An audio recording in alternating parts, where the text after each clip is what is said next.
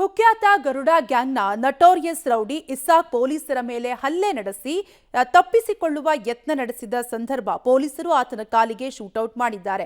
ಉಡುಪಿ ಜಿಲ್ಲೆಯ ಹಿರಿಯಡ್ಕ ಸಮೀಪದ ಗುಡ್ಡೆಯಂಗಡಿಯಲ್ಲಿ ಈ ಘಟನೆ ನಡೆದಿದೆ. ವಾರದ ಹಿಂದೆ ಬೆಂಗಳೂರಿನ ನೆಲಮಂಗಲ ಪೊಲೀಸರು ಇಸಾಕ್ನ ಬೆನ್ನತ್ತಿ ಉಡುಪಿಗೆ ಬಂದಿದ್ರು. ಈ ಸಂದರ್ಭ ಆತ ಮಣಿಪಾಲದಲ್ಲಿ ಸರಣಿ ಅಪಘಾತ ಮಾಡಿ ತಪ್ಪಿಸಿಕೊಂಡಿದ್ದ.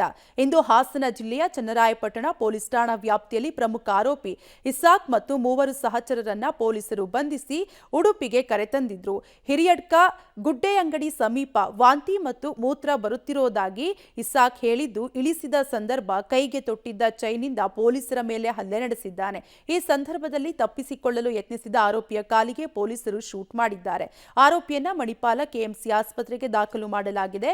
ಮಣಿಪಾಲ ಇನ್ಸ್ಪೆಕ್ಟರ್ ದೇವರಾಜ್, ಹಿರಿಯಡ್ಕ ಎಸ್ಐ ಮಂಜುನಾಥ್, ಉಡುಪಿ ನಗರ ಠಾಣೆ ಸಿಬ್ಬಂದಿ ಹೇಮಂತ್ಗೆ ಗಾಯವಾಗಿದ್ದು ಮಣಿಪಾಲ ಕೆಎಂಸಿ ಆಸ್ಪತ್ರೆಯಲ್ಲಿ ಚಿಕಿತ್ಸೆ ನೀಡಲಾಗುತ್ತಿದೆ.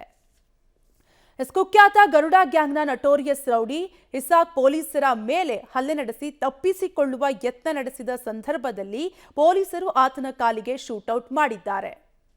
ಡೀಟೇಲ್ಸ್ ಕೊಡ್ತಾರೆ ನಮ್ಮ ಪ್ರತಿನಿಧಿ ದೀಪಕ್ ಜೈನ್. ಎಸ್ ದೀಪಕ್, ಕುಖ್ಯಾತ ಗರುಡ ಗ್ಯಾಂಗ್ನ ನಟೋರಿಯಸ್ ರೌಡಿ ಇಸಾಕ್ ಪೊಲೀಸರ ಮೇಲೆ ಹಲ್ಲೆ ನಡೆಸಿದ್ದಾರೆ.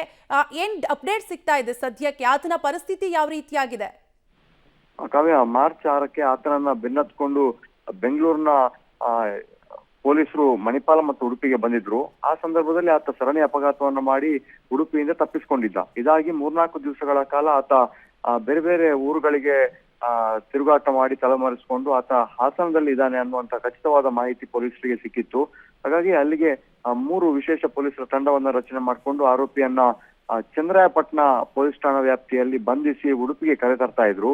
ಉಡುಪಿಗೆ ಬರುವಂತ ಹೊತ್ತಿನಲ್ಲಿ ಆತ ತನಗೆ ಮೂತ್ರ ವಿಸರ್ಜನೆ ಮಾಡಬೇಕು, ವಾಂತಿ ಬರ್ತಾ ಇದೆ ಅನ್ನುವಂತ ಒಂದು ನಾಟಕವನ್ನು ಆಡಿದ್ದಾನೆ.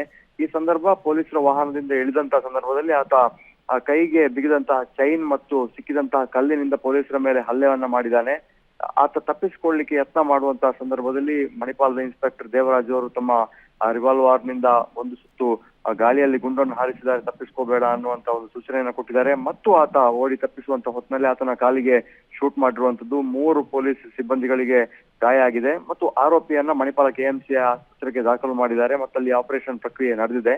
ಅದರ ಜೊತೆಗೆ ಈ ಪ್ರಕರಣಕ್ಕೆ ಸಂಬಂಧಪಟ್ಟ ಹಾಗೆ ಮತ್ತಷ್ಟು ಆರೋಪಿಗಳು ತಲೆಮರೆಸಿಕೊಂಡಿರುವ ಸಾಧ್ಯತೆ ಇದೆ ರಾಜ್ಯದ ಬೇರೆ ಬೇರೆ ಭಾಗಗಳಲ್ಲಿ. ಅವರನ್ನು ಕೂಡ ಬಂಧಿಸುವುದಾಗಿ ಉಡುಪಿ ಎಸ್ಪಿ ಡಾಕ್ಟರ್ ಅರುಣ್ ಕುಮಾರ್ ಹೇಳಿರುವಂತದ್ದು. Kavya, thank you Deepak ಡೀಟೇಲ್ಸ್ಗಾಗಿ.